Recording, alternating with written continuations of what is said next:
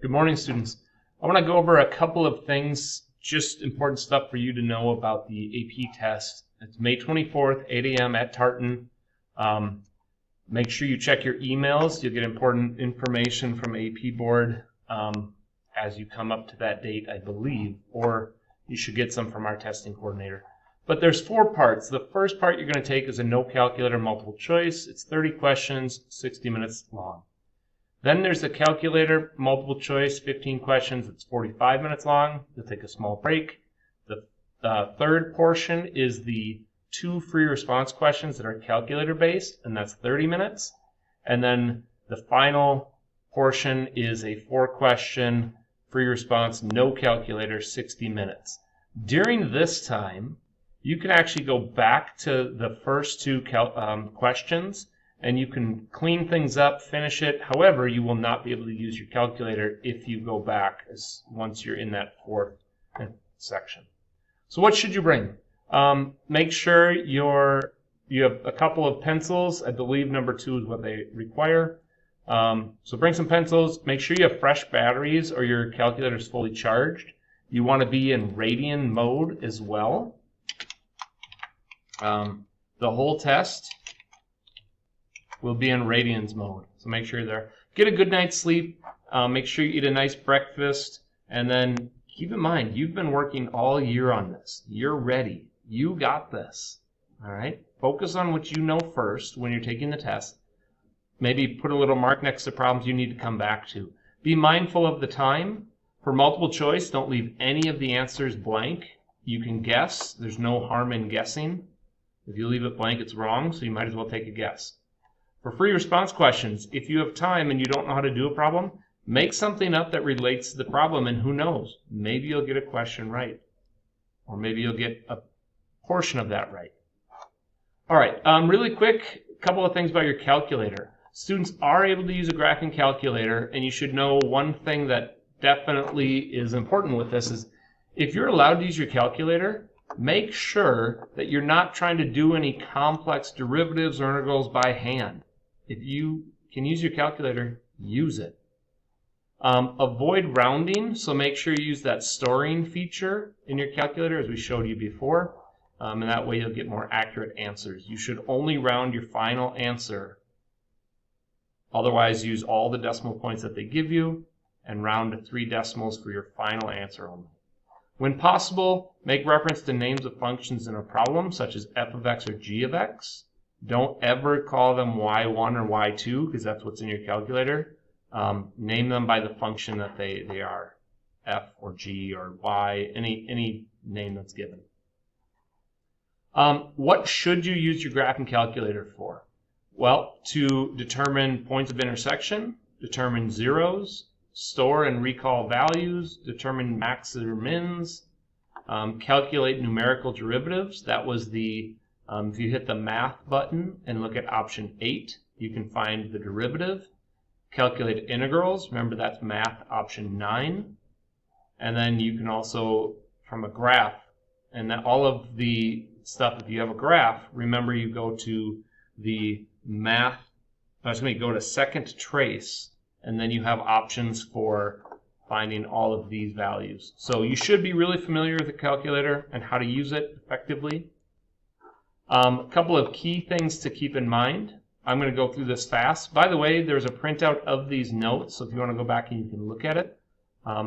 The product rule. I've always said derivative of the first times the second, so I've always done this part first, which is fine with the way they wrote it, because addition, you can put this part first or this part last.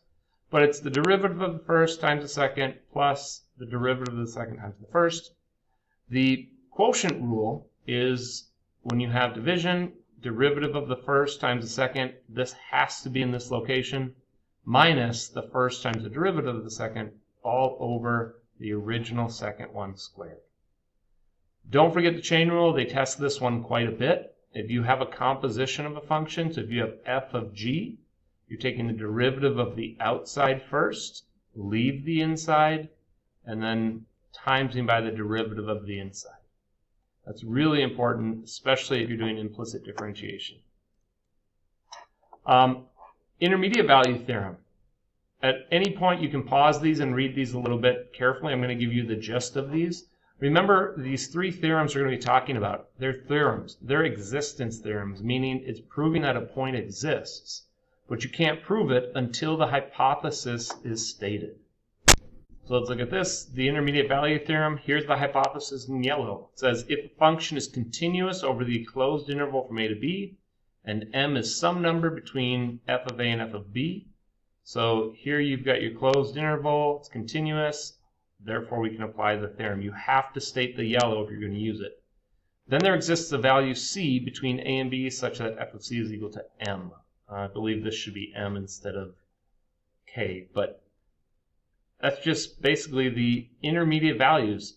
If I go from A to B, that all the outputs between this point and this point have to be true. So f of c is between these outputs because c is between the inputs.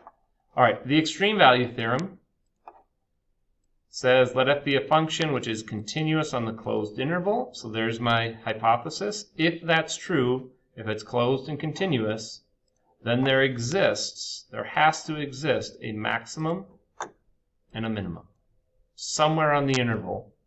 Sometimes the maxes and mins are the endpoints. Like here's the absolute maximum of this graph, and then here's the minimum. One is an endpoint, one is actually a critical point. But the yellow part has to be true before you can state the green part. In a free response question, you would have to justify the hypothesis. All right, one of the more famous ones then is the mean value theorem. Remember, the mean value theorem says these two items have to be true. So if the function is continuous on the closed interval from a to b, and f is differentiable on the interval from the open interval from a to b, then the derivative of the function f at some point is equal to the slope of the secant line. This is an algebraic manipulation. If I just times b minus a over to this side, you can see it can be algebraically manipulated if you want. But this is the more common piece. So let's look at an example of the mean value theorem. I'm going to have you guys pause the video and try this, and then I'll show you the answers and we'll go over it. Okay, so if C satisfies the conclusion of the mean value theorem, that means that the hypothesis is already true. We don't have to state that. I need to take the derivative of this, and then, so there's the derivative of sine inverse, and then I'm going to take and set the derivative with it equal to C, so that's going to equal the slope f of b minus f of a over b minus a. So I need to take, just get rid of that, I need to take 0, plug it in. I need to take 1 and plug it in. So that's 0 here and 1 here.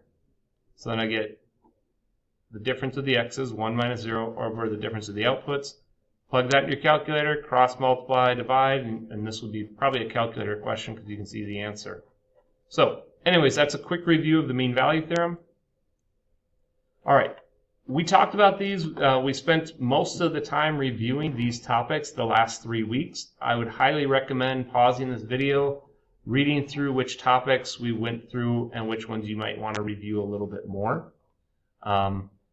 They're all of equal importance, and they all have an equal chance of being presented in a free response question.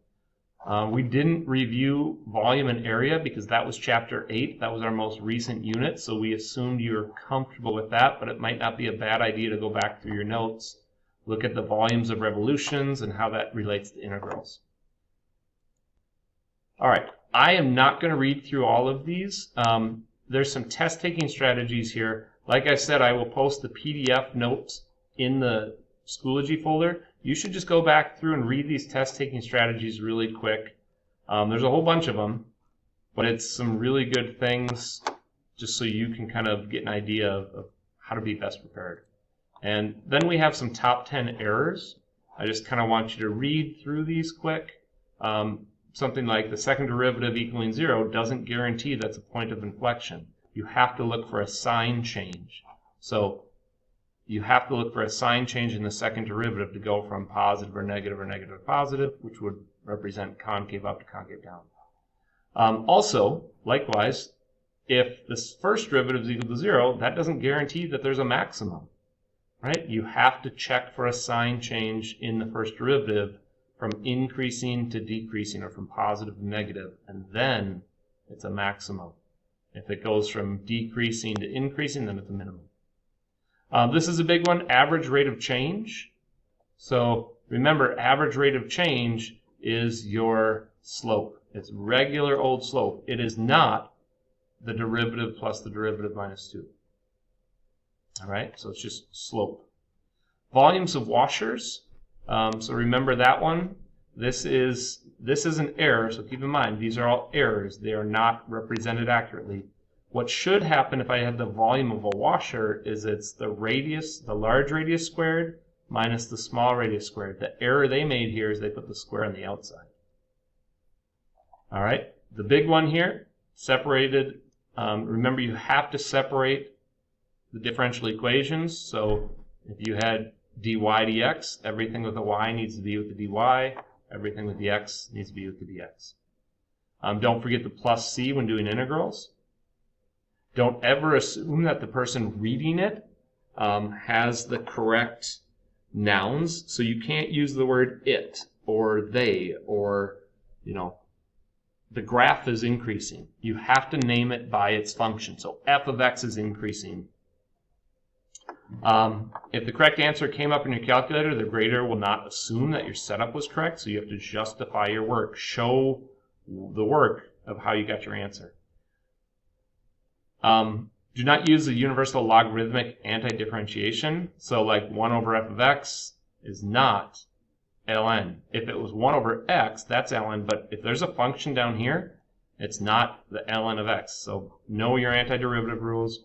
And then the chain rule. Do not forget the chain rule. It's the derivative of the inside, derivative of the outside, leave the inside times the derivative of the inside. And we went over that. All right. I want to congratulate you guys. You made it through a very long, difficult year, and we're almost done. So keep in mind that you got this. If you would like, on the PDF version, I have one last little circuit you could go through, and there's a handful of answers. And there's these, remember the circuits are, if you solve a problem, you'll find its answer somewhere else, and you start that problem, and that'll get you to another place. If you'd like to try it, I have my answers written out here for the entire thing. Just one more thing to practice, and you're almost ready to celebrate. Keep working hard. I wish you the best of luck. Make sure you show up early to the AP test. It starts at 8 a.m. I would get there 15 minutes early just to be ready. Have a great one. Adios. Good luck.